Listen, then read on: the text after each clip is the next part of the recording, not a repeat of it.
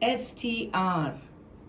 STR உங்கள் குரல் பார்வையாளர்களை ஈர்க்க, ரைமிங்கோடு முத்திரிக்க, தயவு செய்து அலறல்கள் கொஞ்சம் குறைக்க அனுமதியுங்கள். மக்களை சிந்திக்க, அனைவரும் அளவோடு சிரிக்க.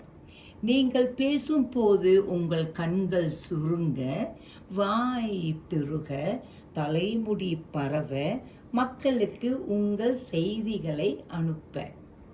எஸ்டிஆர் இன் என்ட்ரி அவருடைய வெற்றி.